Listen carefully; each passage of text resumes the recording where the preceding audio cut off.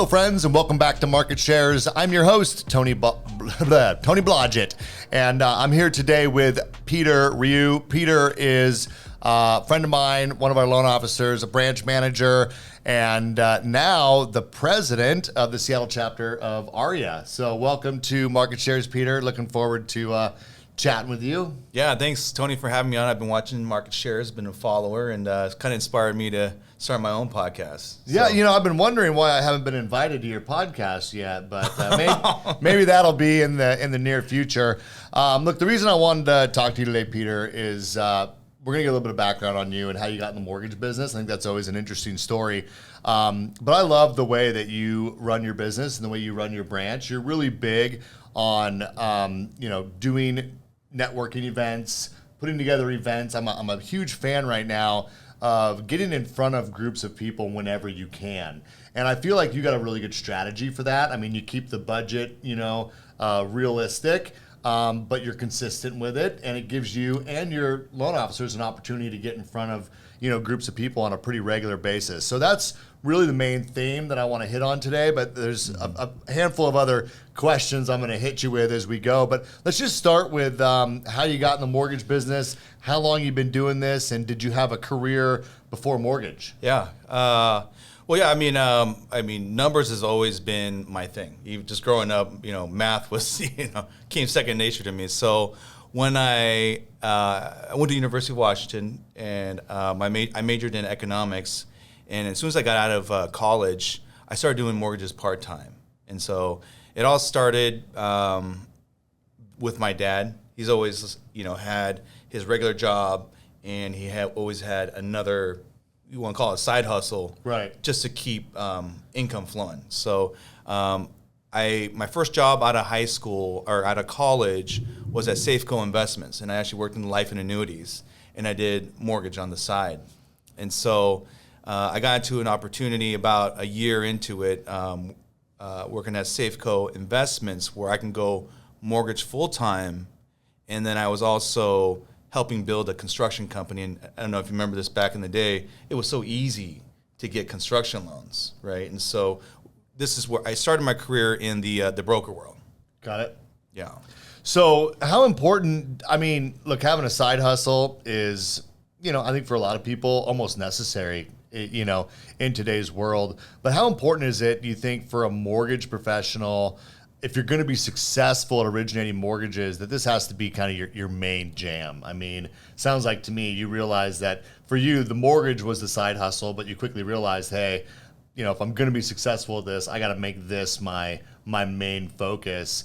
Any thoughts on that? Because we see a lot of people trying to work multiple jobs and stuff right now in the mortgage industry. What's your advice for them? Yeah, so the term jack of all trades, master of none. I truly believe that. So this was 2008 or 2009 when that mortgage crash happened, and I remember the company that I worked for, they couldn't pay my salary at running the construction side. So what I did was I opened up my own mortgage company and opened up my own construction company. This is right around 2008, and that was probably the worst time to do it, right? Right.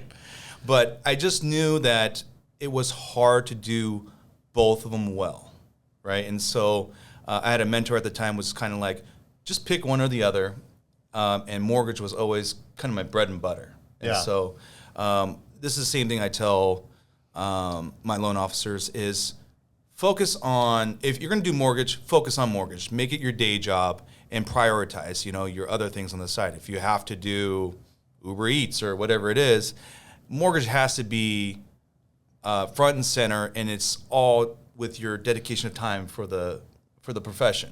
Yeah, I couldn't agree more. I really feel like a lot of people over the last few years, because the mortgage industry has been so tough, they've taken on other means of employment just to kind of fill the gaps, to kind of make ends meet. And it's such a distraction from what you're doing, in my opinion. And I think that now's the time, and I've talked about this on the podcast, now's the time to eliminate the distractions. You can make really good money in mortgage, and it only takes a couple transactions a month to do that. And if you've focused full time, there's enough transactions happening right now to be able to make a living doing this if you're doing all the right things and put full time into it. And I think that if you don't, you're always going to kind of struggle to build the pipeline. You're going to miss phone calls. You're going to miss opportunities to call people back where you could really solidify a relationship with a referral partner or with a borrower. And it'll cost you, and I think it will just breed more frustration. So I didn't plan on talking about that, but I really think now's the time to be 100% committed to mortgage if you're going to do mortgage. Well, it's like you become reactive instead of proactive if you're doing it part-time. Yeah. Right. And so the great loan officers are networking, calling their database, calling realtors to cultivate relationships and generate business. Right. So if you're delivering Uber Eats during the day, I don't know how you're going to do that. Well, let's talk about some of those things. One thing when we very first met, you told me that you do like monthly events. So let's talk a little bit about that, because one thing I'm really passionate about is doing events. And, we're working as a region, as a division on doing some larger events that we can, bring real estate agents in and really bring a lot of value to them. So what type of events are you doing and how consistently are you doing that? Yeah. So the reason why I do events is I hate cold calling, right? I'll do it if I have to, but for me, business is much more pleasurable when you meet somebody. It's a casual meeting at a networking event, and then you do a follow-up. So I initially started an event called Wind Down Wednesday. And it was just to get people into a space, and that was it. It was really not nothing much more to it than just getting realtors into an arena or somewhere, right? And then it evolved, right? So I added some loan officers, and I wanted to add value to the events. And so we started adding guest speakers. And so the whole purpose of our events, our Thankful Thursday, this year it was themed Thankful Thursday, just because it was such a rough market last year. And so those of us who survived will thrive this year and moving forward. And so it's just kind of being thankful and giving back. And so with Thankful Thursday this year, it was held once a month. We either did, majority of them was all realtor related, but we did do some client appreciation in the summer, and we're doing one more client appreciation in December. But it's really just to add value to the realtors, because how many people just ask to go to coffee or go to lunch? I mean, anyone, that's not, anything new. But if I invite you as a realtor to come out to my event and learn about how you could save money on taxes, we brought on a CPA. We brought on Serafina and her team to talk about Google business fronts. Right.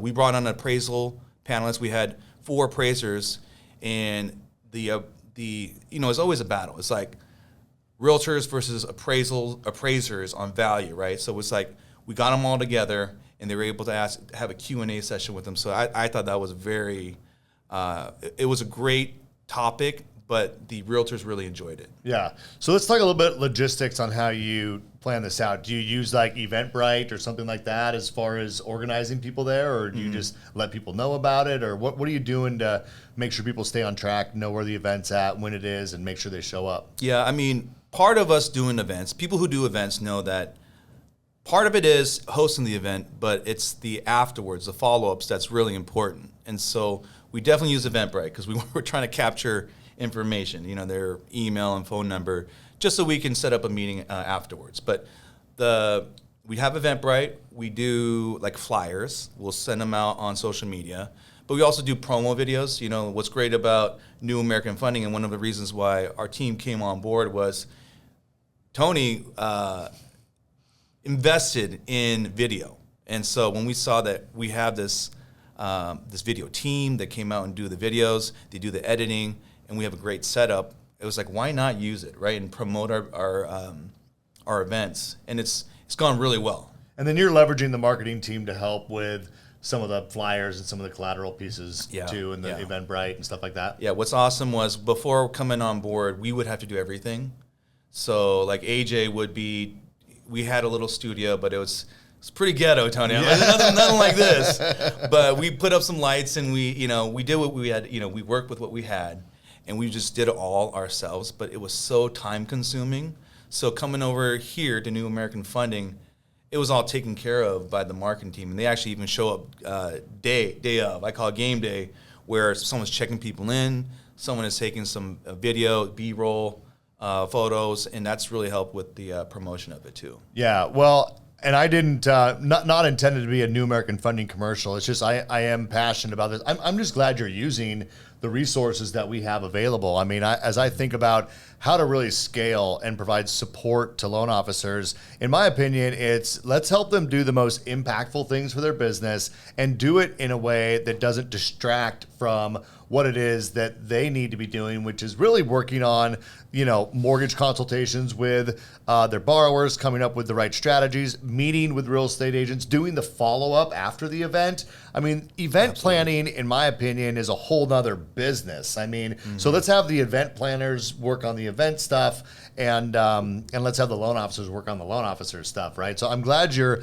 leveraging those resources. What has it meant to you and your business? But more than that, I mean, you've recruited people into this kind of model, right? Because you do it as a branch manager, your loan officers are involved, and you've been able to bring other loan officers in and say, hey, we can help you be part of what we're doing as well, right? Yeah, I mean, so video and social media, like you said, it shouldn't be our main focus as a loan officer, because you still got to generate loans and talk with realtors. You can't replace that, right? Mortgage is a contact sport. You still have to do that. But I do think that social media, now long reel, is going to be the future of it. And I think of it like websites. Like 10 years ago, people would say, I don't need a website, right? But now you absolutely have to have a website to be a legitimate business. Same thing with social media and videos. You don't need it right now, but I think in 3 years, I say 3 to 5 years is going to be the absolute necessary piece to have in your business to be successful. Yeah. I mean, I don't know. I would argue that you need to have at least something.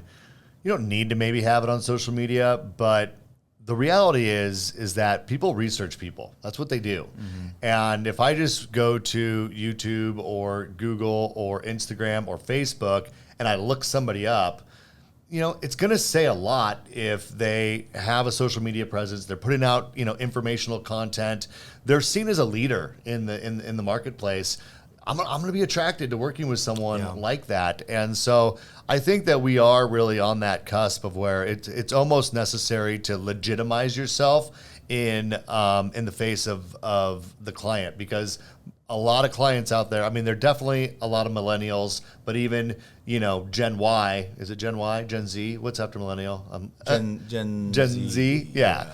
So, I mean, it's even Gen Zs that are starting to, the home buying journey right now, and they're expecting to see something on your social media presence. I mean, if you're just a ghost out there, I don't know, man. It's hard to legitimize. I think you can still obviously get the strong referrals and endorsements from the real estate agent, and that helps. But people are going to do their own research. And so I think that utilizing a podcast or somehow taking video, getting yourself on social media is a huge win. You guys have done a great job of that. Yeah, and I would also say that, in order for us to be successful in our field, is we have to transact the way that the consumer wants to transact, right? And so a lot of millennials and people who are in tech, they don't want to necessarily meet with us face-to-face.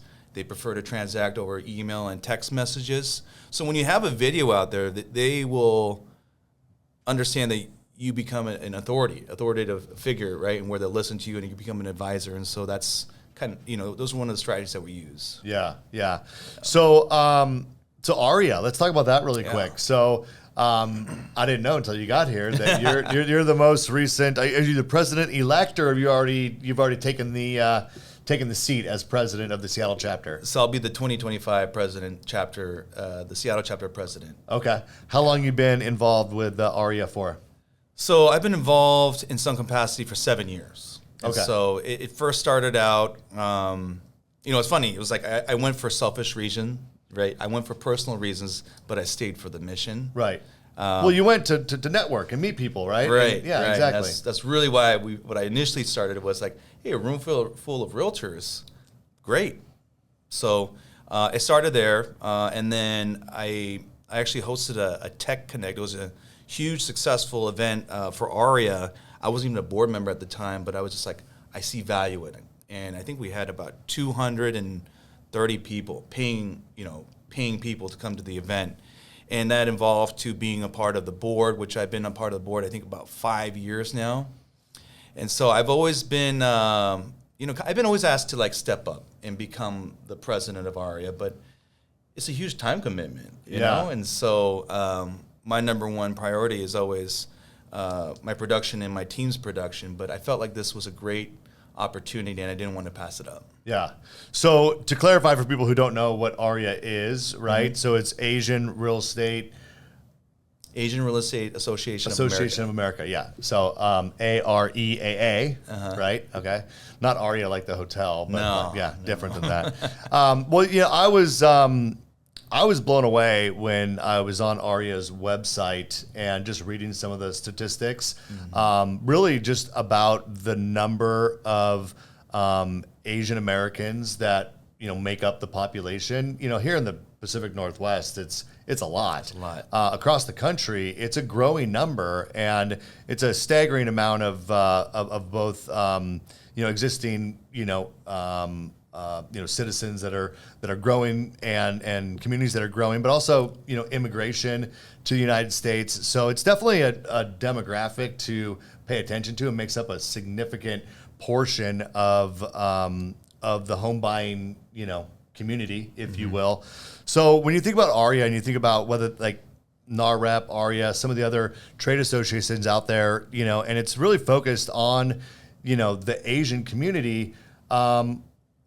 What are the benefits of someone who's not Asian, going to those events, maybe being a part of the association? Do you see a lot of that? And what are your thoughts on what just any mortgage or real estate professional could get out of being a part of an association like that? Yeah, so I will say, first of all, you don't have to be Asian to be a member or a board member. We actually have board members that are not of Asian descent, so everybody's welcome. Right, so that's number one. What are the benefits? I mean, what would you get? Benefits out of going to those events? What are you going to learn? That's going to help you in your real estate and your mortgage business. So part of AREAA is representing the Asians, but also the Pacific Islander community, and that is actually the lowest home ownership of all demographics. And so number one is creating home sustainability. Right, for the minorities, but it also creates. If you want to think of it as a business aspect, it's a great arena to network. You're not only dealing with realtors and lenders and title company, but you're also dealing with builders. I'm one of the preferred lenders on a condo complex, a downtown Seattle property down in Seattle, and I wouldn't have met them unless if I wasn't part of AREAA. But their platform is huge. They're international. We have our convention coming up here next week, and this is where you really get a network with other people in other markets, pick their brains, see what's working in their market. We can bring it back over here because like social media, for example, we're so far behind New York, LA, the big cities. And I feel like it's an opportunity where if you're consistent, like what you're doing with market shares, you could be the leader of that space. Yeah. So look, I think that, whether it's AREAA, whether it's, you're also, I see you oftentimes at the Washington Mortgage Bankers events. You'll show up to those. I'm a member of the board there and have been for, I don't even know how many years now, 10, 11 years. There's NAREP, there's other, industry, associations like that. Look, at the end of the day, the benefit is, they all support a great cause. There's no question about that. They all have their, maybe they give to charities. There's other philanthropic things they do. It's typically, if they're real estate associations around home ownership, and I don't care what demographic you come from, there's going to be, underserved, underrepresented people in the marketplace. And a lot of it is just awareness to that, right? Like, Pacific Islander, I didn't know that, So being aware that we have large communities of people who probably have never been exposed to the idea of a home ownership, probably don't have the education that or access to the education, and just being aware of that, and then making content that's available, to those folks, partnering with real estate agents who help serve those communities, and come at it from the approach that, hey, I understand the challenges in the community. You don't have to be Asian or Pacific Islander to be able to recognize where, someone can be helped or serviced, right? So, I love that. So after president, what do you see? What do you see there? Any big events this year? Are you going to continue to be involved in the association after that? So this year, coming in as president, my one of my initiatives is to collaborate more with the other organizations like NAREP, because there's strength in numbers, right? If we're coming in, we just did an expo this year, and it's all about home ownership. We also did an ADU DADU event where we talked about the different zoning laws. I mean, there's a lot of information that we can pull in together, and as an organization, that's what we should be doing. Yeah, if you want a total education on DADUs, a couple episodes ago, I did like an hour long. I don't know if you saw that episode, but we went super deep with Mike Appleby about DADUs. But look, I mean, there's a perfect example. I think that whether, there's a lot of, we're seeing this in all demographics, is multi-generational housing. You see it a lot in Asian families, though, right? There's a thought of, when the kids get older, they take care of their parents, and then obviously we there's challenges with the young ones, getting out of college and being able to move on. And so you see a lot of multi-generational households. It's very common, in Asian culture, but and Hispanic and others, but it's almost a necessity for a lot of people just because of the economics of home ownership and the challenges. And so bringing ideas like that. The other thing that I know you're passionate about is working with investors, and being a loan professional who understands investment property purchasing. And I have to imagine, and I know that I've done lots of loans over the years. A lot of people who immigrate, who immigrate here to the States, I'm assuming many Asians are looking to, be investors and grow a real estate portfolio. So is that a lot of people you network there at those events as well? Yeah, I mean, there's definitely a pool of just real estate professionals who just focus just on investments, flips and wholesaling. And there's a whole just different side of real estate that we're kind of involved in, because we have some like non-QM type products that was facilitated. But I feel like the whole piece of educating is one of the reasons why I do the social media, is because, just simple things like taxes, right? I just did a podcast with Velocity 1031 Exchange where we just talked about what are the advantages of doing a 1031 exchange, like who would take advantage of it. And to us, it might seem like simple information, but I've had realtors say, hey, I have a owner-occupied property, and they want to sell it, and they want to do a 1031 exchange. And I'm like, can't do a 1031 with a primary residence, but you can do it with an investment property, and there's some other sections of the tax laws that do apply. Yeah. Well, 1031 exchanges, I think, are people don't understand them. They're underutilized. It's a great way to defer capital gains from, one transaction and roll that into another. But what I love about this conversation, Peter, and for those of you who are thinking, man, I'd love to do events, but I don't know what to even talk about. I mean, you've literally given more than a handful of ideas. I mean, having appraisers come in, right? Talk about the appraisal process, 1031 exchanges, accountants, financial planners, having other, top performing real estate agents come in and talk to other real estate, professionals about how to mimic their business. Same with mortgage people. Insurance is a huge one right now, and the challenges with homeowners insurance, it's not getting better at this point. It's getting more challenging. So talking about that, I could see doing a class about, condominiums. More and more people are, especially younger people, are buying close to city centers. And when you're buying in a city center, and that's down in the market where you're at in Bellevue and Seattle, you got to understand how condos work. It's not like typical home ownership, and there's certain things to look out for. There's certain things that could cause difficulty in financing a property if it's a condo, and understanding that. Maybe you see a brand new beautiful complex. Well, there can be challenges, purchasing in a building that is a brand new building. So maybe talking about condos. I mean, I hope everyone gets some inspiration from this conversation that doing events and networking and making that a central part of your business not only allows you to eliminate a lot of the cold calling that people really resist in the sales process. It allows you to be an expert where you have the opportunity for one person or a small group of people to talk to a large group of people. That's a massive way of amplifying your influence. And there's no shortage of things that you could put on an event about that's going to help facilitate that. Really quick before we wrap up on events, how do you find the locations, and how do you stay within a budget? Because some people think about events like, oh my God, that sounds like a really expensive strategy. And you do it for, not that much money typically.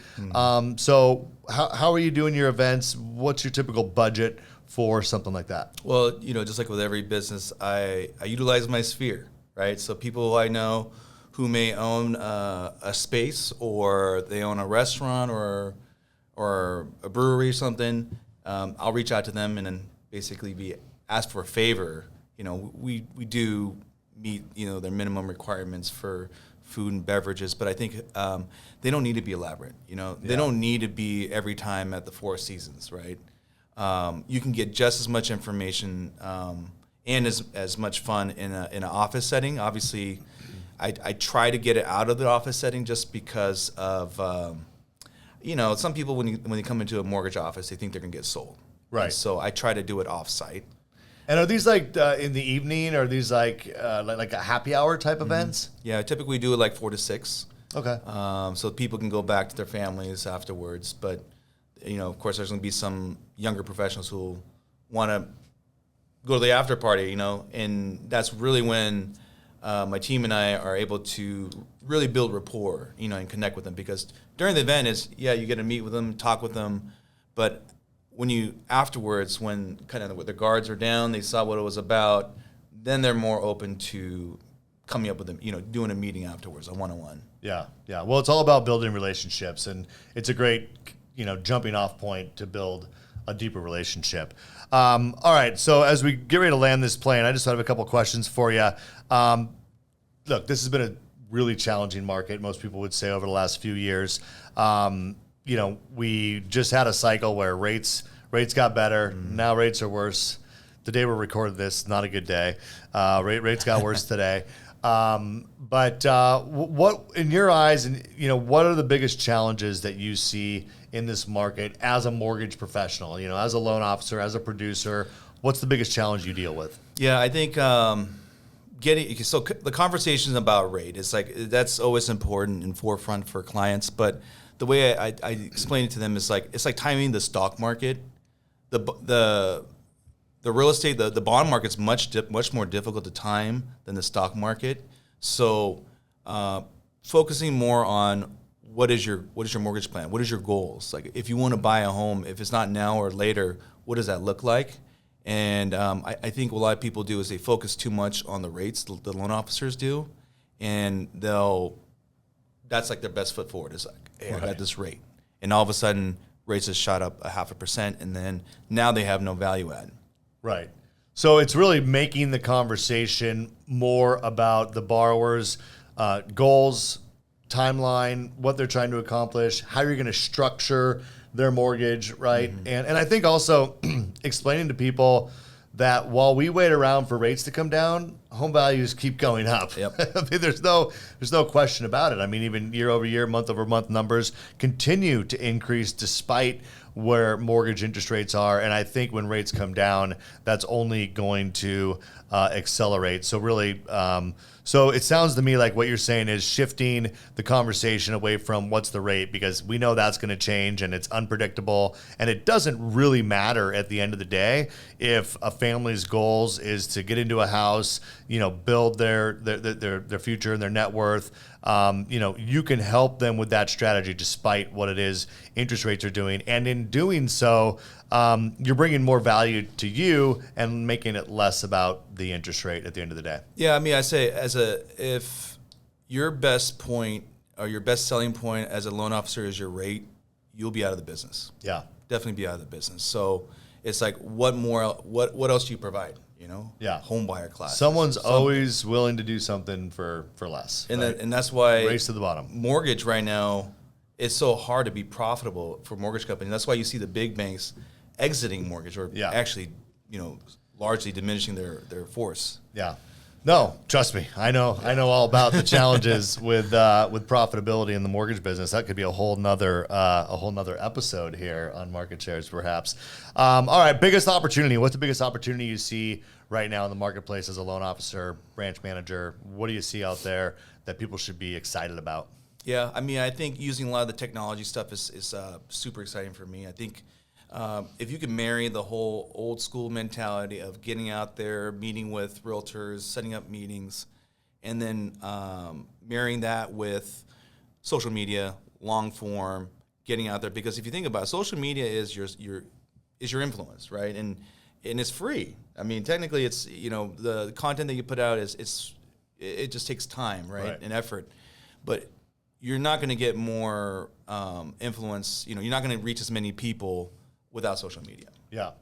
Well, and I would say events is if you're going to do it in person and not social media, events is the number one way to get in front of groups of people. I think you're never going to have the kind of reach you could have in social media. Despite how many clicks and views and likes you get, people are seeing your content, whether you know it or not, and they are, forming their opinion about you. But more than that, people are going to research you. People are just the first thing. I mean, if I get introduced to someone new, the first thing I do is I go to Facebook, then I go to Instagram, then I'll look on YouTube. You'll look these people up, and get a sense of who is it that I'm doing business with. And if you have no representation of who you are out there for people to find, they either, aren't going to take a chance. They'll go with someone else that maybe they were referred. Or maybe you get lucky, and they forge through it. There is the old school way of doing it, but I like what you're saying there.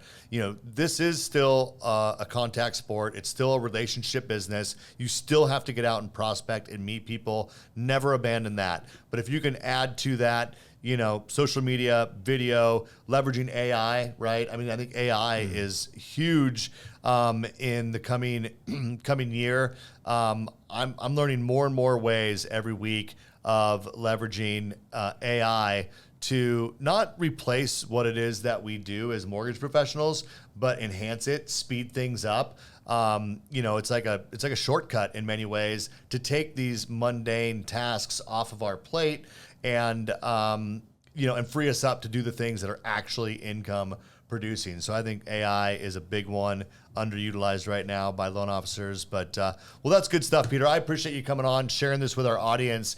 You guys, I've been talking about it. I've been talking about doing events and networking. Join a group, whether it's AREAA, whether it's NAREP, whether it's your local MBA chapter. It's so important, I think, to be involved in that. I've mentioned this on the podcast before. I mean, countless number of relationships that I have today, people that have ultimately, come to work for me, or people that are just my friends, people that I reach out to, my confidants in the mortgage space, people I've had on this podcast. I met them through doing, for being a part of an association or going to events or hosting events. It's a big part of what we do. And Peter, I think you brought a level of insight to people that is something they can take action on. What Peter's doing is not rocket science, right? I mean, he is leveraging our marketing team to help him do some of this. But before he had that, he did it on his own, and you can do it, but be intentional about it. I love like a Thirsty Thursday or Wind Down Wednesday, or come up with a theme that you can kind of market and get people bought into showing up, bring them value, and use that to build relationships and create your follow-up list. Doesn't mean you don't still need to make calls. They just won't be cold calls anymore because you've met them, you've invited them to an event, and then next month when you have the event, you now have a reason to proactively reach out, invite them to the event, and check in with them on their business, right? So it's a built-in follow-up campaign if you continue to do the events. So Peter, thanks for your time today. Appreciate you coming in. Yeah, I love seeing what you're doing. Maybe you'll have me on your podcast at some point. I'll be a special guest. Definitely. All right, guys. Well, for those of you that are watching, I appreciate your time and attention. I hope you enjoyed this conversation with Peter. I hope that you watch our content every single Friday when we come out with a new episode, 10 a.m. Pacific time. And as I always ask, the number one thing that you could do to help this podcast grow is let people know about it. I'd like to think that, having a lot of subscribers and, sharing it on social media is it'll grow organically. I'm not too worried about that. But the biggest endorsement could be, hey, do you watch Market Shares? You should check that out. Tell one of your friends, tell one of your coworkers to come check out Market Shares if you enjoy this content. And I will see you next week. Take care.